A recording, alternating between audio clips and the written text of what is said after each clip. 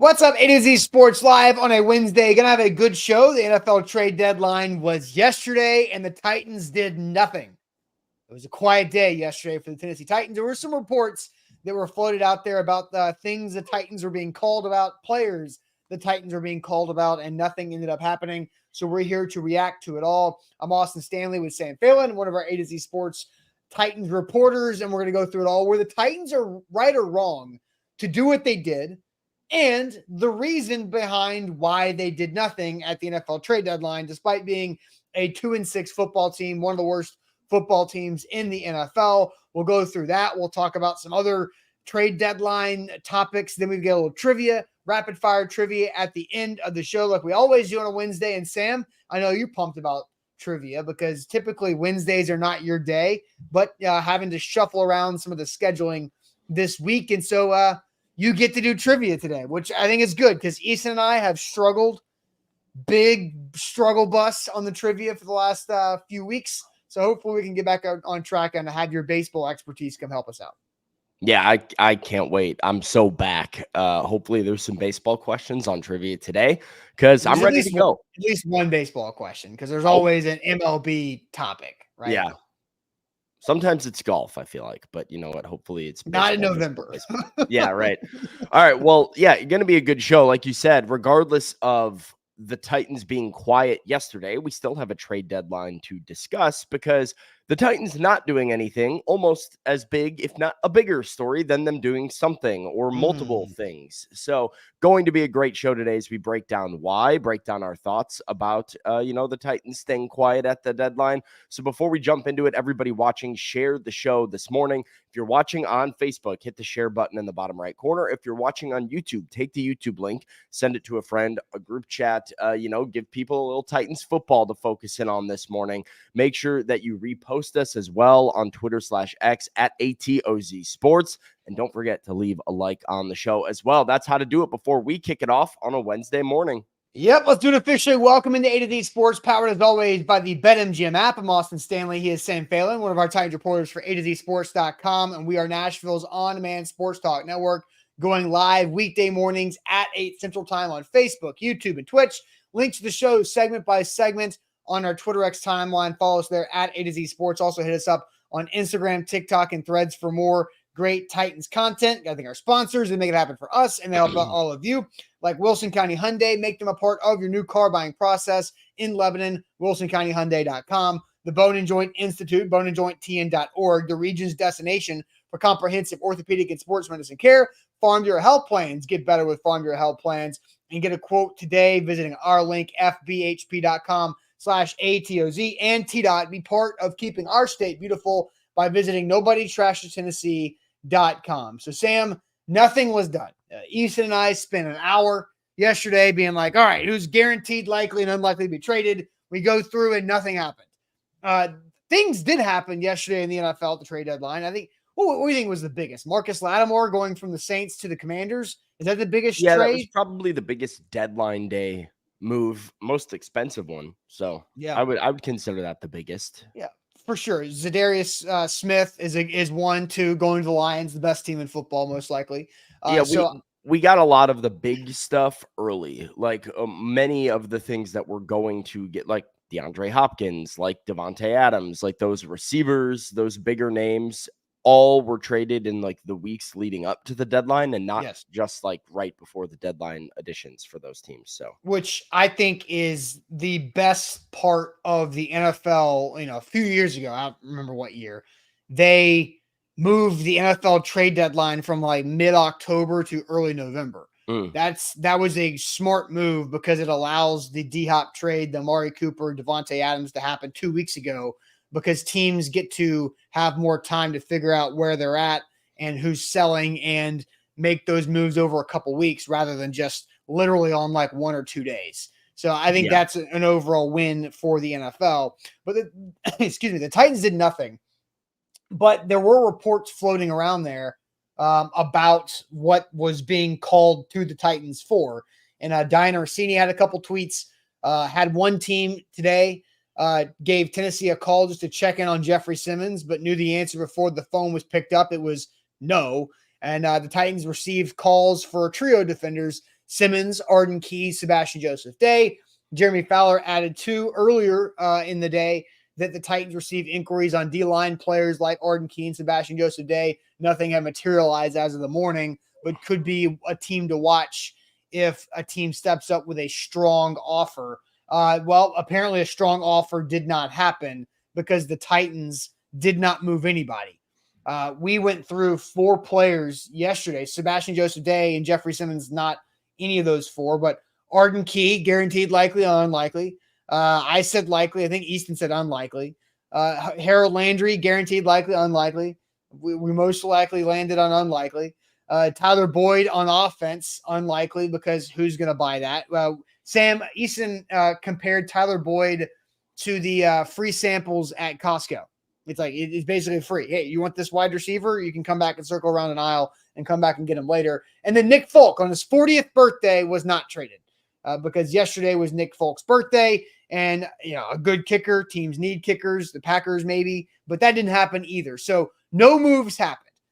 Here is why I think the Titans, and I feel good about this, and Easton wrote about this on A2ZSports.com, and Brian Callahan will address the media today, as he always does on Wednesday. The Titans did not move anybody yesterday because they did not want to give up the veterans that have been linked to trade interest because they want those guys in the locker room to build the culture, to go through the overall foundation that they're trying to put together under Brian Callahan and this new coaching staff. And so they thought, what are you going to get for Arden Key? What are you going to get for Sebastian Joseph Day? A 5th round pick does not seem reasonable. A 6th round pick, 7th round pick is probably that trade value, that compensation you get back. And the Titans decided we would rather keep that culture guy to build for the future rather than some 6th or 7th round pick that we don't know what's going to turn into. So that is what it said. That's what I got from yesterday's quiet trade deadline. Sam, how do you feel about that particular take? Yeah, I think it's certainly possible and definitely a factor that the Titans were considering was, the trade-off of what those offers were, what the internal trade-off is for losing a guy like an Arden Key or, name your pick, right, out of that whole list of guys that were potentially considered trading or guys that teams were inquiring about. It is interesting when you look at a guy like Key or you look at a guy like Landry who has some control for next year and how the Titans view themselves internally in the organization as well on how competitive they think they're going to be. We've heard all year about, hey, we're actually not bad. We're 2-6, but we're not bad. Better than the record. We're better that we're not actually bad at 2-6. I saw that. I saw this from Paul Kaharski. How about this? I saw this from Paul Kaharski yesterday. The Titans have played 8 games. Going into the 4th quarter, the Titans have had the lead 3 times. They have trailed 3 times, and they've been tied twice. Mm-hmm. That's about as 50-50 as it can possibly be. I mean, other than being 4-4, right? So, the Titans, if you want to go off with the first 3 quarters, they're in a 500 football team. Like, if they could figure out how to finish, then they might be closer to an actual 500 football team. Because if they just win 2 of the games or, one of the games that they were tied in and hang on to the other 4th quarter lead, then boom, you're 4-4, right? And Brian Callahan said for over a month, I feel like we're better than our record says. Yeah, I mean, it's kind of a saying they've been living by this season is thinking that they're a lot better than their 2-6 record. And I wonder how much that affects things as well. Like, you don't want to get rid of culture. And you also, when you're looking at a Key, you're looking at a Landry, you're looking at guys who are under contract control through 2025. And are the Titans planning to do a full reset this offseason with the money that they just spent, in 2024? I don't necessarily think so. I think that, Ran Carthon is thinking his team is not that far from competing and going to try to continue to compete. And so, as much as they want draft capital, they also want some of these players that they think are plug and play guys for them next year as well. Now, I think there's a number of factors that probably go into their decision. And I think it can be reasonable thought process or reasonable logic. Even, we'll get into whether or not I agree with it or not. Mm-hmm. Yeah, so let's go ahead and do that, because I feel like we're at the point where I mentioned that I believe, and I feel confident about this for the most part, that the Titans did not want to give up a culture guy in the locker room for a 6th or 7th round pick. And would they have done it if Arden Key could have been a 5th round pick? If Sebastian Joseph Day could have been a 5th round pick? If Harold Landry could have been a 3rd round pick? If Jeffrey Simmons could have been a 1st round pick? Jeffrey Simmons is very much a no, right? And Buck said that the day that D Hop got traded, Buck reported. Let's not assume though that they didn't get those. I would feel very confident in saying that somebody would have offered a 3rd round pick for Harold Landry. Who? You think the Titans were offered you think it's possible? I think if they were willing to move Landry, a 3rd rounder was gettable for Landry easily. Okay, so you think it's realistic to think that I don't think just because they didn't trade some of these guys that it means they didn't get a 5th. I mean, look at the going rate for a guy like Zydus Smith. For if you want to look at an Arden Key comp, a guy who has similar production. Arden Key's 4 years younger. Arden Key has another year of control on his contract. Zydus Smith netted more than a 6th round pick for the Browns. Yeah, but Zydus Smith also has a sticker brand on him that Arden Key does not. Zydus Smith is like the organic vegetable, when Arden Key is like the Kirkland's brand. To be honest, sure, Kirkland's has great stuff if you look at it, but it's still cheaper. So all right, so I feel like the Titans did not think it was worth whatever the compensation was being offered. So they kept the culture guy. I guess that's the main point. So here's the question to pose to y'all. Are the Titans right or wrong to not trade away any more players at the deadline? Are the Titans right or wrong to not trade away any more players at the deadline? We'll get to your opinions on that. I'll put up a YouTube poll, as I always do. Right or wrong to keep their guys. Don't trade anybody else away. We'll see how this shakes out in the comment section. But first, the Bone and Joint Institute is where you should turn for any injury needs and injury situations that you may have. It is the boneandjointtn.org website that you should go to book an appointment.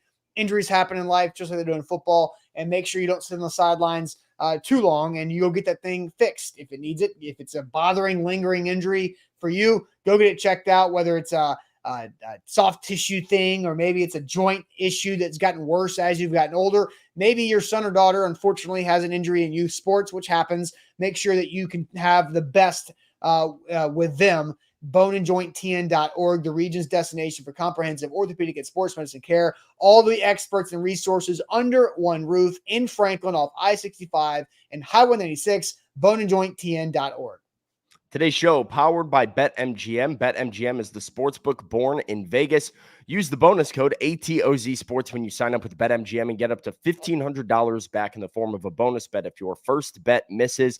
Just use that bonus code when you sign up, ATOZ Sports. Put your first bet wager amount in there, and even if the bet loses, it goes back into your account. That's a second chance to win big. It's why you need to get with BetMGM, the sportsbook born in Vegas. All right, Sam. So I'll send you to the chat, and then I'll work on the YouTube poll after I hit send on this tweet real quick. Are the Titans right or wrong to not trade away any more players at the NFL trade deadline? What are they saying on Facebook, YouTube, and Twitch? By the way, like the show. You guys know the drill, like the show. What's the chat saying this morning? Right. Ashley says they are right. Mario says they are right. IR Hoshi says, where'd that go? Right. Absolutely right, says Andre. Darren says wrong, but now no one was probably buying their players. Jason says they're right. Not one worth a high pick. Brad says right. Brandon says right. Kaz says very right. Tone says right. We got a lot of rights coming in. We got a wrong from Yuri, who says wrong, but it's the Titans, so he's not surprised. Snowcat says right. Robbie says right. We got a majority right coming in here, Austin. Only a few people thinking the Titans were wrong. And to answer wrong, all you need is to think they should have traded away one person, right? Like it doesn't mean they had to trade away everybody. So, Sam, I'm curious because Easton and I walked through the most likely scenarios yesterday. And according to Diana Rossini and to Jeremy Fowler, teams were calling the Titans about players. 3 guys specifically got named multiple times: Jeffrey Simmons, Arden Key, Sebastian Joseph Day. I did not see any legitimate media member mention Harold Landry having interest, right? Like I did not see anything legitimate that had like teeth to it. So, Sam, in your opinion, are the Titans right or wrong to not do anything at the NFL trade deadline? I think they're wrong. Yeah, this is a mistake to me. And there's a lot of reasons why. Now, I get not trading a guy like Harold Landry. I think part of the reason there wasn't a ton of interest is the Titans were probably not all that motivated to move him. He is a guy that has long-term contract control still. It's an affordable contract. So $17.5 million in base salary with a cap hit right around 24 for Harold Landry for like the next 3 years. It's a flexible deal that's not guaranteed. So depending on how they, pivot as an organization moving forward, if they need that money, they can always get out of it. But a talented player that you're keeping in town, I get that one. I disagree with the idea of not trading players because of culture instead of draft picks. I think that's silly. Culture is fluid. Your culture better be different next year than what it is this year. Like, I don't want the same culture. This is a team that quits. This is a team that stands on the sideline and goes, oh no, all the bad stuff is happening again. Here we go again. Or insert GTA meme. Here we go again. That's the Titans every time they give up a big play on the sideline right now. It's not a good culture. And you've got, furthermore, those guys that you listed, at least 2 of them, I don't think are here next year. Sebastian Joseph Day is on a one-year deal. He's a free agent at the end of the year. He probably signs somewhere else if we're being really honest with, what his situation is.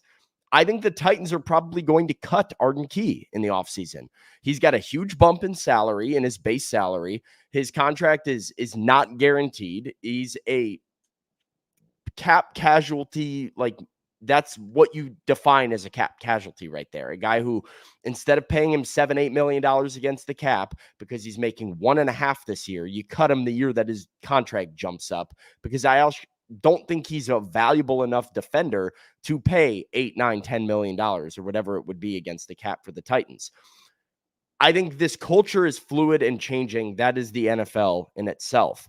I think the Titans trying to cling to culture with a 2-6 football team is a little bit silly. You need to make a decision that is best for your organization long term. 8 games of Arden Key, 8 games of Sebastian Joseph Day. You can sell me on not trading Jeffrey Simmons. Do I think they should? Yes, but I also think they overvalue him. So there's a reason they're not trading him. I can live with that, but to have expiring deals that are not going to be back with your team next year and keep them in the name of culture when you're not winning football games, I can't support that. Yeah, but but are those guys the 3 guys we're kind of talking about? Jeff, really, it's just Sebastian Joseph Day and Arden Key, right? Like that's kind of the conversation here, because Jeff was never going to be an option. Landry was somebody had to come in and pay a nice price for Harold Landry. True. So let's make it only about Arden Key, Sebastian Joseph Day. Those are the 2. Those are the 2 to me. Key and Sebastian Joseph Day. So those guys are not the ones that are, here we go again, that are quitting on the sideline. I'm not saying they are the culture problem, but I'm saying, like, you're trying to save your culture this year for what? Because it's not like this helps you long term as an organization. I disagree. I think it can. It's not guaranteed to help you long term, but it can. By having Sebastian Joseph Day and Arden Key in the locker room, and let me just throw this out there, because Sam, this is your 3rd season covering the NFL, right? this is my like 11th or something. 2013, 14, 15 were some pretty atrocious years for the Tennessee Titans. And that was like my second, third, fourth season covering the team. When you're in December and this team is like 3-11, there's a lot of dudes that are just checked out. They're clearly not focused. They don't give a damn. They're just kind of waiting. They're trying to stay healthy to get to rehab, to get to the vacation in January. If you have young players, which this Titans team does, they have a couple of draft classes that they really need to build on that have never been through this before.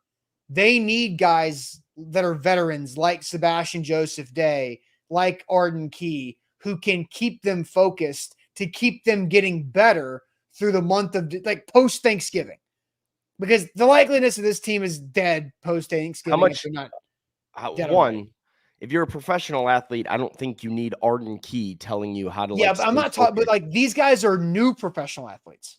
That's fine. You still have a livelihood, and like that's what your coaching staff is for. If you're relying on Arden Key and Sebastian Joseph Day to set the tone of culture and how you're supposed to work, you have a fractured coaching staff that can't get it done. I disagree, because the best led teams are player led teams, not coaching staff led teams. That's how it works. The best leadership is peer leadership, and if you've got young players that are newly professionals, they've never been through this before. Because you're correct. You're correct about like, if you're a pro, you should not need a halftime rah-rah speech to get your ass in shape. You should not need this incredible pregame speech to get yourself ready to go to work today. No, you should go out there fired up, ready to go, because that's what you do. Pump-up speech are college coaches' jobs. You know, I think in the pros, it is the peer's job. It is the player teammate job to make sure that these guys stay locked in, because the coaches, it's just a different deal, right? So I think Sebastian Joseph Day, Arden Key, those Tyler Boyd, those are players post Thanksgiving that I think are valuable to make sure that T'Vondre Sweat's doing his job. That T'Vondre Sweat doesn't, I'm not saying, I'm just using Sweat because Sebastian Joseph Day is in the same group. That T'Vondre Sweat continues to do what he needs to do. That Jalen Harrell with Arden Key continues to do what he needs to do to improve, because they need both those guys for the next 2, 3, 4 years. That is, I think, the value of push through a crappy end of the year, because we are professionals. This is what we do. Don't go play grab ass and, do goofy things in the locker room that are not going to help you get better. That's the value there. Sure. Yeah. I do want to say, right, anytime we are talking trades on the show, anytime I'm analyzing trades or a trade that doesn't happen, the return does, of course, matter. Yes. I can hear an argument, like Marco says, couple of 7th round picks are much needed. Listen, if you got a call and it was a 7th round pick for Arden Key, okay, not worth it. Whatever. It's a shrug to me. I think you could have gotten more. I'm operating off of the idea of let's go through some of that. Like, I want to find the price. Would you trade Arden Key right now for Jalen Harrell on another team? I would like to acquire a player. Yeah. I mean, well, I'm saying like Jalen Harrell was a 6th round pick, 7th round pick, or 7th round pick, so if you're getting a 6th or a 7th rounder and you're able to scout well, you can get impact players on rookie deals, and you can get multiple of them and have depth. For sure. I look. So all right, let's reset the conversation, because I want to find like the price, the coin flip price, right? Where do we think the Titans had to make their decision and draw the line on, is the price worth it? So we'll talk about that with Arden Key and with Sebastian Joseph Day, maybe a couple of these other guys. But do want to tell you all about Farm Bureau Health Plans, FBHP.com/ATOZ. That's where you should turn for all of your health coverage needs. You need better health coverage. Everybody could use better health coverage, but you probably just don't want to have to pay for better health coverage. With Farm Bureau Health Plans, you don't. You can actually save money. A lot of times you save like 20% per month on your health coverage from your current plan, and you get better coverage. Zach did that exactly to a T 3 years ago. We've had other A to Z employees jump on with Farm Bureau Health Plans over the years too. They've been a great partner with us. So fbhp.com/ATOZ is where you should turn to go get a quote today. It takes a quick health assessment. Once you get in, you're locked in for life, and you have a great partner with Farm Bureau Health Plans. They've served Tennessee for 78 plus years, and they can do the same thing for you. Don't pay out of pocket. You go to the dentist. You need your teeth. Dental hygiene, super important. You need your teeth. You need to go to the dentist and have Farm Bureau Health Plans make that easy for you. fbhp.com/ATOZ. Today's show powered by BetMGM. BetMGM, the sportsbook born in Vegas. Use the bonus code ATOZ Sports. When you sign up with BetMGM, get up to $1,500 back in the form of a bonus bet if your first bet misses. Second chance to win big. That's the best way to do sports betting with the sportsbook born in Vegas and BetMGM.com.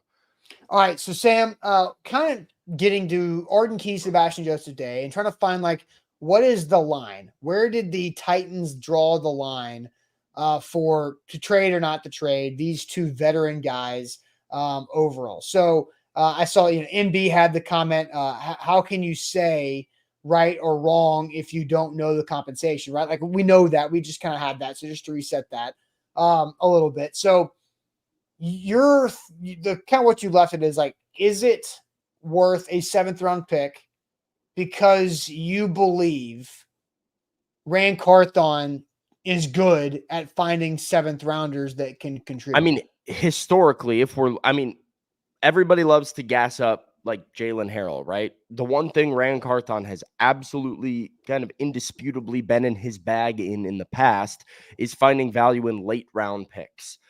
He did it with San Francisco. He's done it a little bit here with the Titans already so far. And so if you would look at a player of Jalen Harrell, whatever, like not every 7th round pick is Jalen Harrell, but that's what the possibilities are that you're opening yourself up to by getting a 7th round pick. And maybe it's a 6 and maybe it's a 5, maybe it's Arden Key and a 7th round pick for a 5th round pick. I think you could have gotten that. I think that is an easy, I have no doubts that was a reasonable trade that you could have gotten. Maybe I'm way wrong. Maybe the Titans were getting pennies on the dollar for him, but I do think you could have gotten a pick of value for Arden Key. The Titans didn't want to do it for the culture reasons that you talked about earlier. And so they don't want to lose the player, but 8 games of Arden Key, Edward says, Sam doesn't like Arden Key. I love Arden Key. Arden Key is one of my dudes. I am an Arden Key guy through and through. He's one of my favorite people to talk to. He is so much fun. Wrong. But I look at the Titans objectively for a long-term perspective, and doing what I said earlier, I don't think Arden Key's on this team next year. I don't think they pay him $7 million, $8 million, whatever it is to get. Let me find the exact number against 6.5 base salary. That's the wiggle room, right? Because you've got his cap hit would be just over 9 because he's got his signing bonus proration. Look, what's wrong with that? That's in this economy. What's wrong with a $9 million cap hit for your second best edge rusher? That's a bargain. Because you were paying him 1.5, and he's a pretty one-dimensional edge rusher. But again, it's not that expensive. The salary cap's continuing to climb.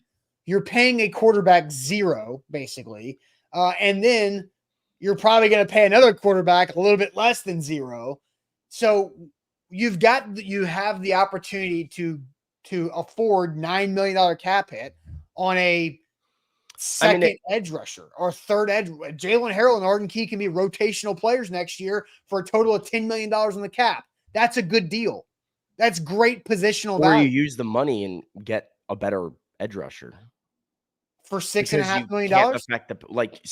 Do you think the Titans are going to go into next year with the same edge rushers that they have this year, the same guys that don't get after the quarterback? Yeah, Arden Key's been getting after the quarterback for the last month and a half. Sure, yeah, last 3 games he's been great, but you know what? He's got the next 8 games or however many to go out there and prove that he can.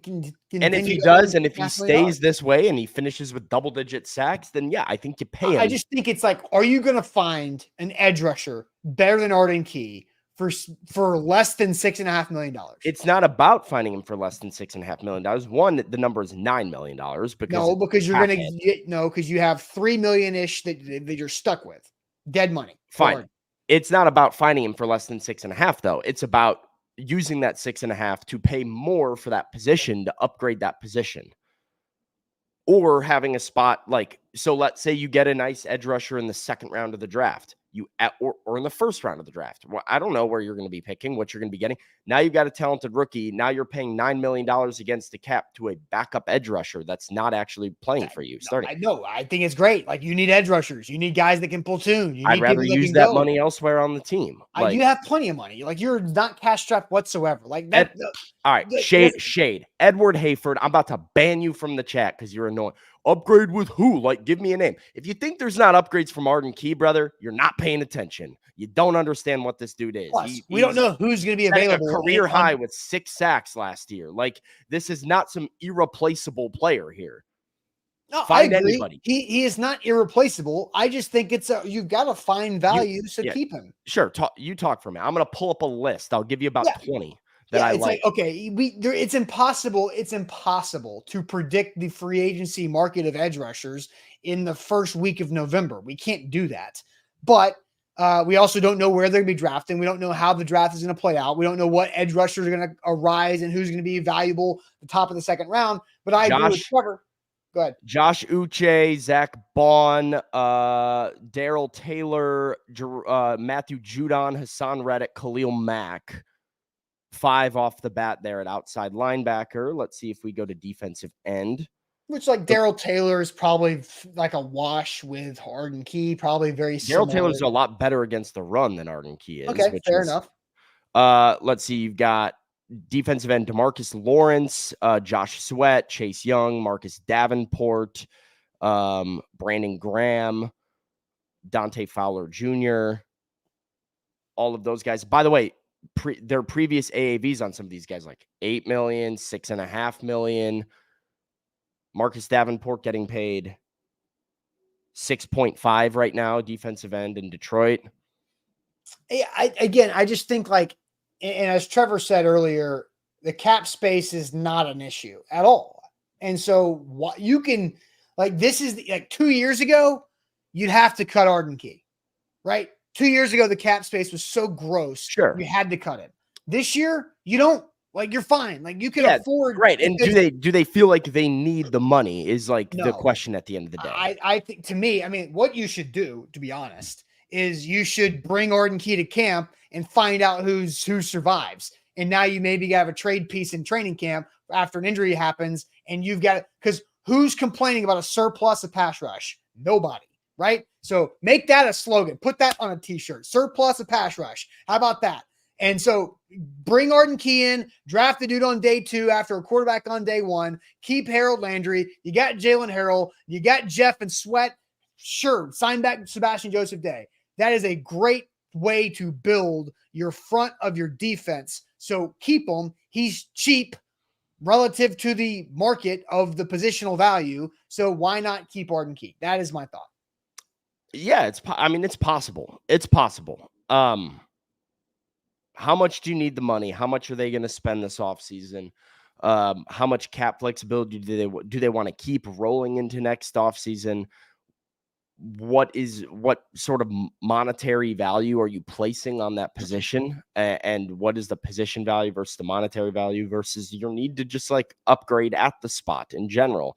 And do you want to pay 24 against the cap for Harold Landry, 9 against the cap for Arden Key, and potentially sign another big, edge or defensive end or trade for another one that's going to, and then you've got $60 million committed into 3 pass rushers. This is off-season talk, but they do not need to invest large in a free agent edge rusher. They need to draft large in an edge rusher. Sure. Like build through the draft, because this franchise has been borderline allergic to drafting edge rushers in the first round, considering if it's a quarterback in the first round, it needs to be an edge rusher in the second round. They need pass rush. Yes. And so the last edge rusher drafted in the first round was 2010, Derek Morgan. The guy before that was 1999 and Javon Curse. They're overdue for their 12-year rotation of drafting an edge rusher in the first round. So they need to do something. And so I think Arden Key is worth keeping. I think he is more valuable next year than 6th or 7th round pick. Like I do agree that Rand Carthon has proven that he's a good drafter in those rounds, which is great.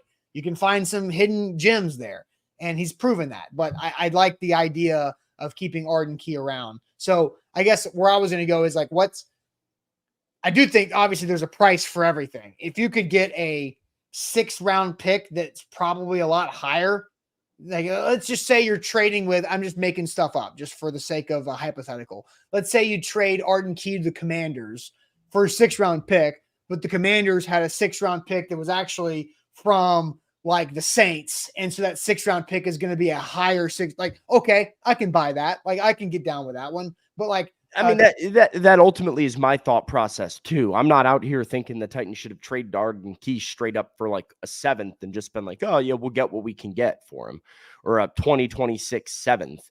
But I think there was an opportunity to get like Key in a 7th for a 5th. Or I mean, if Zydus Smith and a 7th round pick is able to get you a 5 and a 6, why are you not able to get a 6 or a 5 or whatever for Arden Key? Because Zydus Smith has Pro Bowl next to his name. How long ago? I don't know, a few years, but still, like it matters. It matters. I don't know if it does. I think it does. I don't know if teams think that way. Yeah, but I think Easton brought up that both Zydus Smith and Arden Key were top 10 in whatever analytical data Easton was looking at for this past Sunday. So they're both playing pretty good football. But like they're similar production. Key is younger. Key has the year of control. Yeah, but Zydus Smith is more of a fully rounded player. Like Arden Key, we all know, a little light in the ass, and Zydus Smith is not. And so Zydus Smith can be a more complete player. Sure. Stronger against the run, all that kind of stuff. So, anyway, all right. So I do want to get to this question because I do think there's an interesting kind of branch of the culture over day 3 draft picks. Real quick, King VC says, lock in like the show, lock in like the show. So here's something, and I think I'm phrasing this correctly. I want to make sure that I am. How many more wins? Like, how can you put a tangible value on the keeping the culture guy to build for the future? So like how many more wins justifies building the culture over the late draft picks? So I think that's because you don't want to take bad culture, like that you said, it's fluid into next year. You got to learn how to do some things, right? So how many more wins justifies keeping the culture over late draft picks? Because they are late draft picks. So we'll get to that here in a second. But T-Dot, they're trying to keep Tennessee beautiful by cleaning up all the litter across our roadways. 88 million pieces of litter across our state. We can do better than that. We can absolutely clean that up by doing a few things. Changing your habits by not littering. If you have consistently have a truck and you're driving down the highway and maybe some litter accidentally falls out of your truck unintentionally, well, you can tarp it. You can do some things and make sure that you don't accidentally add to the problem. You can also pick up litter when you see it, throw it in one of the millions of bins across the state, or you can join local cleanups with NobodyTrashesTennessee.com. That is T-Dot's campaign to end littering across the state of Tennessee. NobodyTrashesTennessee.com. They have local cleanups that are already organized that makes it easy for you to sign up and show up. It's a great opportunity for your kids to get some of that volunteer experience to create some good, healthy habits for them long-term for our state. So check them out, NobodyTrashesTennessee.com. Today's show is powered by BetMGM. BetMGM is the sportsbook born in Vegas. Use that bonus code ATOZ Sports when you sign up with BetMGM and get up to $1,500 back in bonus bets if your first bet misses. So whether it's NFL, NHL, NBA, college basketball, whatever it is that you're betting on this sports season, do it with the sportsbook born in Vegas and the bonus code ATOZ Sports. Austin, before we transition over to, this culture question versus wins thing. Yeah, the Titans have signed Mike Edwards. I saw that. Yep. So Jeremy Fowler, veteran safety Mike Edwards on his way to Tennessee to sign pending a physical. Tennessee had obviously we know the Quandre Diggs injury, but the Bills granted Edwards his release yesterday. Yeah. So He's played in 3 games for the Bills this year. He's a 2-time Super Bowl champ, Tampa Bay Buccaneer, and then was with the Kansas City Chiefs last year. Yep. So he had been kind of like a rotational defensive safety for both the Bucs and the Chiefs. He has been a special teams only guy for Buffalo. He has got 1 tackle and 3 appearances this year with Buffalo. So potentially coming in for a defensive opportunity with Tennessee and, a chance to play more defensive snaps. So, a small addition. I do think he's in. I don't think he's a nickel guy, as Lane says. I think, he's played cornerback in the past. He's played nickel in the past, specifically with Tampa, but he probably comes in to fill that Quandre Diggs safety role, or at least give you some more experience back there. Him and Mike Brown now, 2 guys that I think can rotate back and forth at safety for the Titans. Yeah, I feel like they could probably do a lot worse to replace Quandre Diggs than Mike Edwards. So, not a bad swing. And Denise, good point, has played with L'Jarius Sneed. So, yeah, there you go. All right. So the question I kind of put together on the fly here. Oh, sorry. One other note. Oh, Mike Edwards related. Tampa Bay. So kind of familiar with the Todd Bowles defense in Tampa Bay is Mike Edwards. He played there in 2022 with Todd Bowles. That Todd Bowles defense is similar to Denard Wilson's defense. It's blitz heavy, and that's one of his sort of like foundational mentors for his defensive style. So look for that. As long as Mike Edwards doesn't have the same go for 2 philosophy at the end of the game that Todd Bowles does, I'm cool with that. Yeah. Sure. Yeah, I mean, Todd Bowles is a wreck right now, but you know what?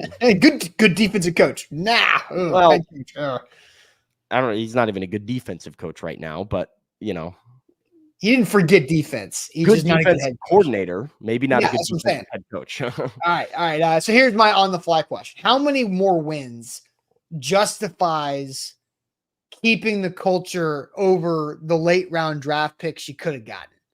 So, like when I pose that to you, Sam, how do you dissect that?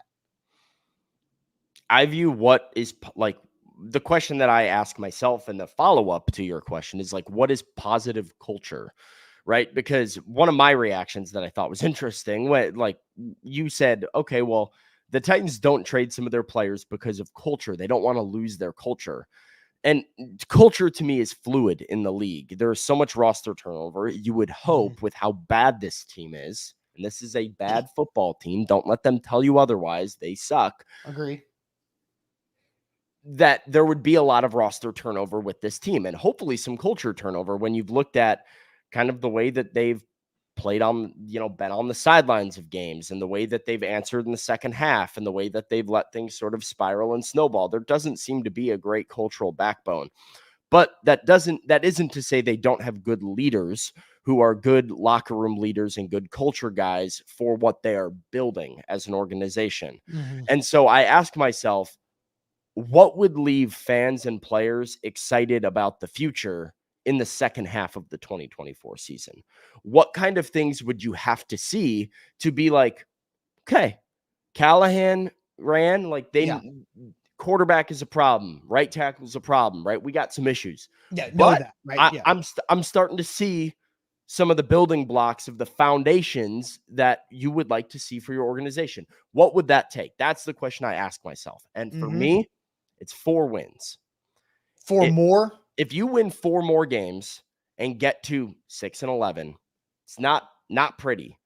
But that would mean you're finishing the year, feature some close losses, and did, have some weird games in there, like the Chicago game. That was a game that you probably should have won. And it gets you back to the point that you were at with Mike Vrabel last year. Mm-hmm. And as much as I don't want to bring that up, I kind of do have to bring up the fact that you won 6 games and spent $240 million, and going backwards, finishing the year 4-13. I can't get fired up about 4-13. I'm not going to get fired up about 6-11 either, but I will at least be like, okay, the Titans played 500 football for the last 10 weeks of the season and really showed a little bit of grit and resilience. So, that's where I'm at. If you lay down and die and you finish 4-13, like, what Yeah. culture are we talking about? I think that, and look, it's my question. I said how many wins, right? So I tied it to wins. That's me. Well, I get 4 yes. I think finishing 500 would say, hey, you were on the right track with these leaders, right? And you can say, how close could you have been to 9-8? If you finish 6-11, Right. 5-5, you're like, man, Chicago, the Jets. Like you start literally like saying, like, well, there's 2. Like you're like the early healthy Will Levis in the Indy game. There's 3. It's like healthy Mason Rudolph in the Indy game. Like now you're at 9. That's it, right? So I think it's that is an automatic, like, yep, culture makes sense.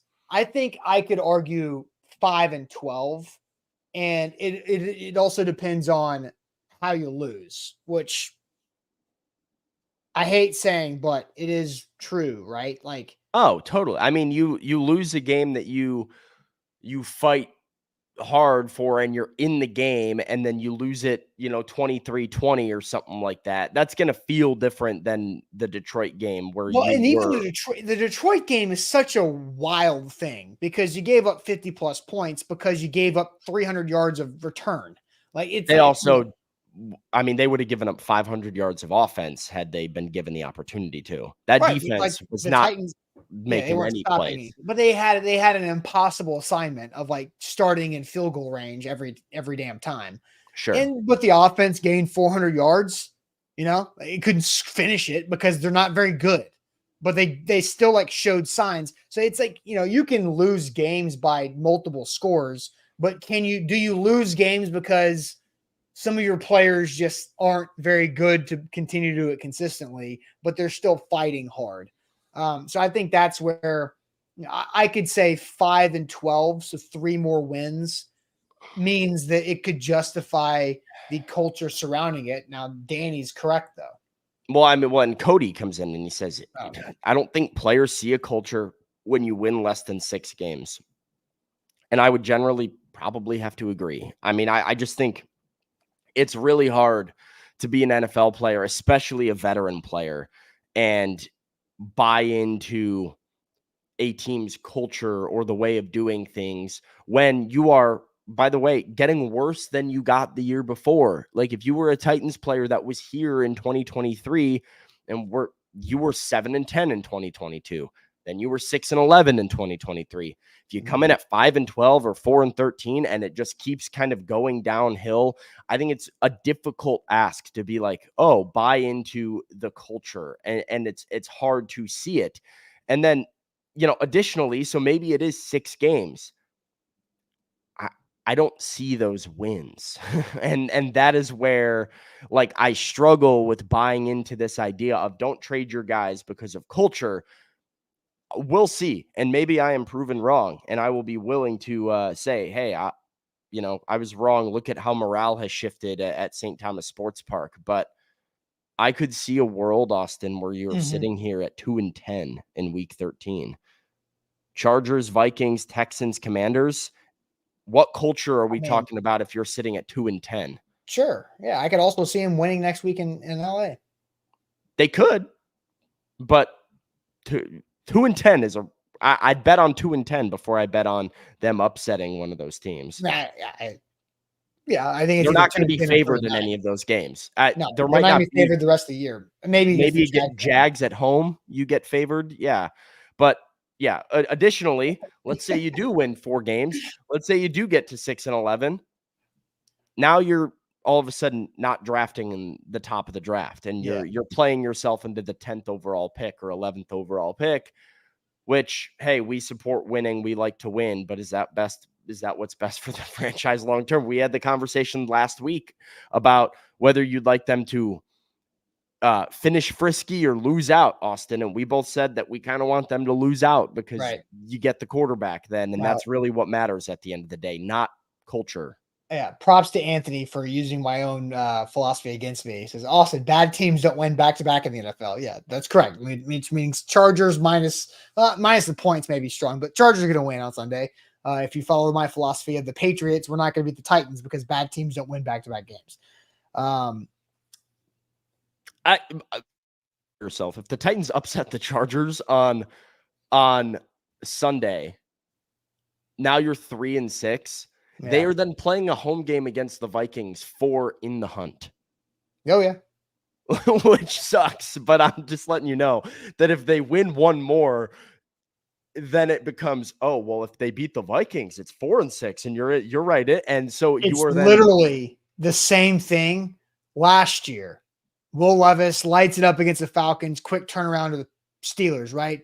If you beat the Steelers, you're like right there. It's like and it's not right even, there. it shouldn't even be right there at 3-6, but the AFC is just breaking in a way where there might be an 8-9 playoff team sneaking into the bottom wild card, or at least 9-8. And so if you're 3-6 and like, I'm not, hey, crazier things have happened. So I'm not on that train, but I'm saying people will be on that train if they beat the Chargers. If they beat the Chargers, you will start to see people like being like, I will be shocked if they and be like, they are better than the record. It's like Callahan was right. Whose line is it anyway? Titans Chargers. Guess it. -8.5. I'm looking to find it. I'm gonna go on BetMGM. I should just use my app. It's way easier than trying to Google it. -8.5. You think at home, huh? Yeah. Chargers -8.5. All right. NFL. Titans Chargers -7.5. Oh, I think it opened at 8.5. Oh, so you were cheating and you still lost. No, I'm just in the loop. I'm just hey, look, I'm hot. I'm on a good streak here with my sports betting, so I'm paying closer attention. You know, when you win, you start to look ahead more like that. 7.5 is a big line for an NFL game, but Chargers are more talented and better coached, and Khalil Mack might have 4 sacks in this game.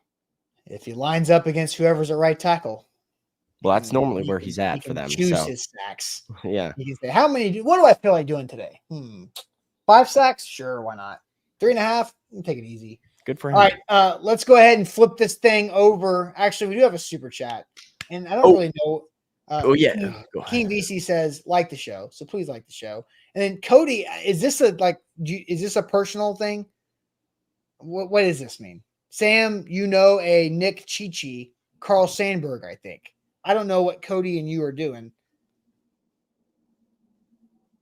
So you have no clue. No idea. I have no idea. I don't know. Carl Sandburg? I have no idea, man. Is it Andy's cousin? I don't know. So, all right, sports trivia time. Let's get it going.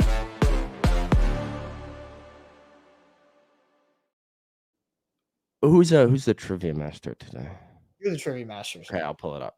Yeah, Wilson County Hyundai. Make sure that you make them a part of your new car buying process. Go see them in Lebanon or online at wilsoncountyhyundai.com. Sam, are you ready? I'm ready. All right, here we go. Let's hit it. Okay, so Sam's back in the trivia master chair. So I will keep an eye on the chat. NFL is our first topic. Here's our update. So we go quicker. Snacks and candy's not an option, Jeff. You're just always swinging for that one. So we're going to start with NFL. Jeff comes in with chain restaurant. So after chain restaurant, we're going to go music, and then we're going to go just around the perimeter. So we're going to go chain restaurant, music, movies, TVs, cars, and and we'll finish with celebrity mashup. Sam, you ready? Yeah. Carl Sandburg High School apparently is what was being referred to. I had never heard of that high school, which apparently is in LaGrange Park, Illinois. So maybe they did play my high school in football. I'm unfamiliar. So you don't know a Nick Chichi? I don't, unfortunately. Sorry to break that to Cody.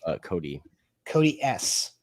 All right, NFL, then chain restaurants. Sam, let's get it going. All right, NFL. Trying to go rapid. All right, here we go. Bang. Alex Collins and Javorius Allen totaled 1,500 rushing yards for this AFC team in 2017. This is Baltimore. I know this one. It's Baltimore. RIP Alex Collins. Oh, I forgot about that. Chain restaurants now. Along with selling traditional fried chicken legs and thighs, this regional chicken chain offers a breakfast Cajun chicken filet biscuit and chicken tenders under the name Chicken Supremes. I have no idea. Popeyes? Regional chicken chain.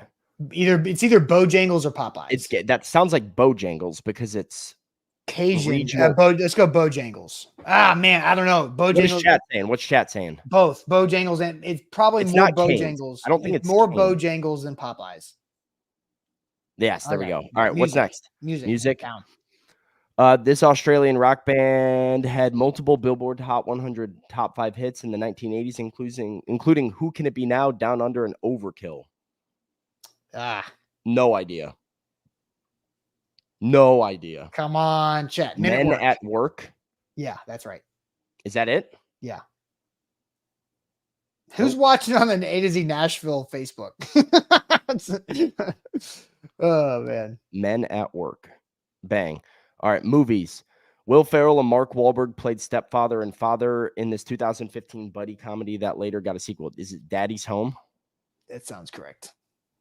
Never seen it. Yep. There's Daddy's Home too. Bang. Television. What singer-rapper was the winner of season 1 of The Masked Singer? T-Pain. Oh, T-Pain, yeah. Boom. Cars. Cherokee and Compass are models produced by this automobile brand. Jeep. Yep. Bang. Okay. Oh, dear. This is Jeffrey Wright and Lawrence Fishburne. Yeah, Lawrence Fishburne in the middle. For sure. Jeffrey Wright. Who's Jeffrey Wright? He's in the Hunger Games. He plays Beatty in the Hunger Games. I don't know how to spell Lawrence Fishburne at all. Fish. Did I spell Lawrence wrong? Fish. Just do FISHBU. There it is. See, I did spell Lawrence wrong. Yeah. NBA. After 4 seasons in Milwaukee, this point guard got traded to the Cavs and was an all-star in his first season with the team in 08-09. I think this is Mo Williams. Mo Williams. It's a good guess. Milwaukee and Cleveland, Brandon Jennings, but he was Brandon Jennings is too young for 08-09 to be. Yeah, and he went the other way. He went to. Yeah, Mo Williams sounds good. Brandon Knight, but he's too young. Yeah. Okay. Golf. No baseball. What? In what state is Pebble Beach? California. Okay. I would have gotten that wrong. All right. Look at that. 314. It's not bad. I feel like that's very good. That's very good. So I think I've cracked the trivia issue. Sam's really good. Easton and I are not. So now we need to figure something out. We need to figure out if I'm the problem or if Easton's the problem. Figure out. I don't know. Got to do a rotation where Easton and I do trivia one day to see who the problem is. I felt good. Like the questions felt easier today, to be honest. It was a tough. Okay. I mean, I wouldn't know. I haven't seen your questions. Men at Work was hard. I never would have gotten that. Yeah, I never would have gotten. Never would have gotten Bojangles by myself, probably. I mean, maybe if I sat there for a minute, but. Yeah, so Easton doesn't know baseball. I don't really know baseball. I got baseball on lock. I struggle with sure. Like chain restaurants, like I'm not good music. Chris says Easton's too young. Easton is older than Sam. Easton's just not a pop culture guy. Easton doesn't know who Lawrence Fishburne is at all. Yes, he does. He knows who Lawrence Fishburne is. Does he know who the other guy is? Probably not, because I don't know who the other guy is. I forgot the guy's name already. Jeffrey Wright. Wright. Jeffrey Wright is in a lot of stuff. He might be. I just don't know who the hell he is. Like, all right. You said from the Hunger Games, based on the back of his head and his shoulders that we just saw for mashup, I still have no idea who that is in the Hunger Games. Dude, you said the character, and I've watched the Hunger Games, all of them, a lot, and I have no idea who that is. Hang on. I'm sharing a screen here. Okay. Oh, you're still sharing a screen? Are we gonna? Okay. Jeffrey Wright. Yeah, I mean, I know I've seen that guy. I had no idea that guy's name was Jeffrey, or Wright. I mean, he was in. Let's see what he was in. Oh, Beatty's the okay. I know who that American character is. Fiction, Casino Royale, The Batman, Asteroid City, Source Code, great movie. You're doing all these things, but like it doesn't change the fact that I don't know who that is. All right. I mean, Now I do know Westworld, literally Westworld as Bernard. Sorry. It's a shame. See, this is why, like, what am I supposed to do with you guys, my trivia partners? You don't even know who Jeffrey Wright is. But now seeing Beatty and him, I know who that is.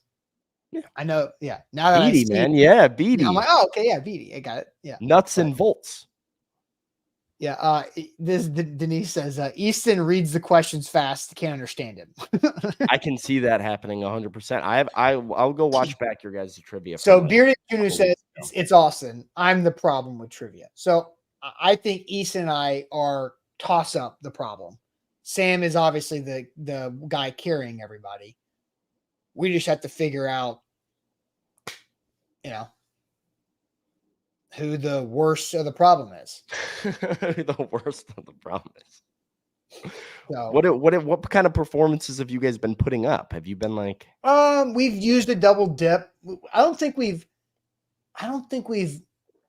Maybe one time we missed altogether. Maybe the answer is Zach and me in trivia. I feel like Zach, because you and Zach are both pop culture people. I feel like, I was gonna say, I feel like Zach is a ringer, similar to like, I feel like we'd be a good tandem. Yeah. Austin's the problem with the age game. Well, we're about to find the new game. Yeah, Zach's 0 for 2 so far. And you won. So that's right. That's right. I was there for that. Everybody like the show. Hit that like button. Like the show before you go. Brian Callahan and the Titans back at work today. Easton and Sam will be at those press conferences and the practices. So content galore coming. We'll find out if Brian Callahan has the same answer as I did for why the Titans did not trade anybody. You can also go read what Easton had to say about that. A2Zsports.com/Titans. That is where you should find all of our content. A2Zsports.com/Titans. Go check that out. Bookmark that page if you're a Titans fan, because that's where you'll get all the videos, all the articles, all the things. A2Zsports.com/Titans. And we'll check you guys on a Thursday. Appreciate it as always.